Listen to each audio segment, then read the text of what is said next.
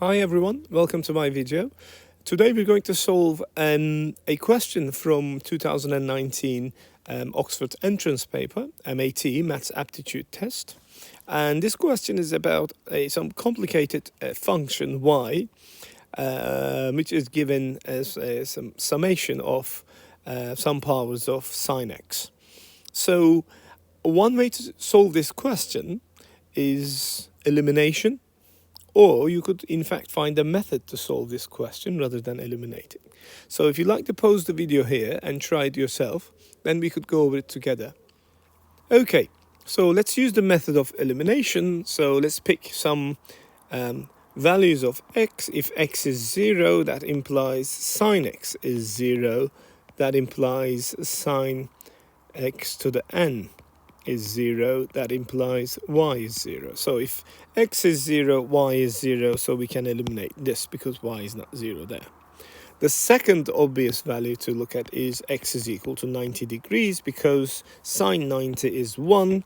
So this implies y is equal to 1 squared plus 1 to the 4 plus 1 to the 6 and so on. In other words, 1 plus 1 plus 1 plus 1 plus and so on. So we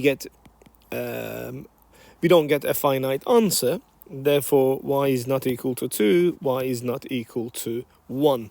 So the last two possibilities are d and e. Well, if you look at the graph, we have sine squared x plus sine to the 4x plus sine to the 6x and so on. These are all even powers of sine, so we can write it as sine x squared plus sine squared x squared plus sine cube x squared and so on. Because x is a real number, this will all be positive. In other words, the function cannot be negative. Therefore, the answer would be D. Now, this is one way of doing it. The another way of doing it is actually, if you look at the definition of y, that is a geometric progression. It's a geometric series.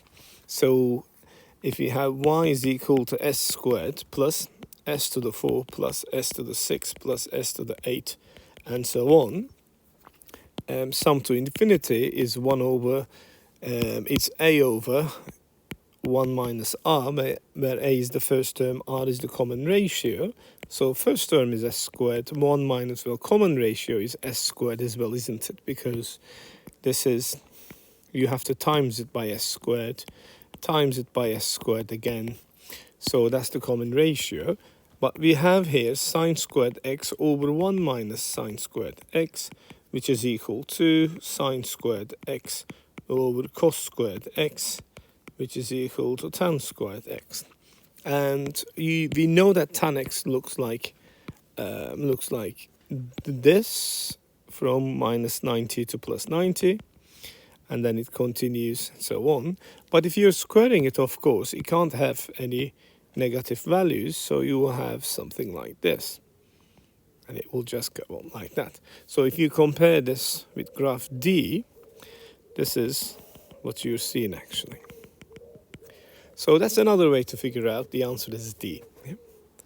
Well, I hope you enjoyed it. I hope you found it inspiring, and I look forward to seeing you in my future videos. Thank you.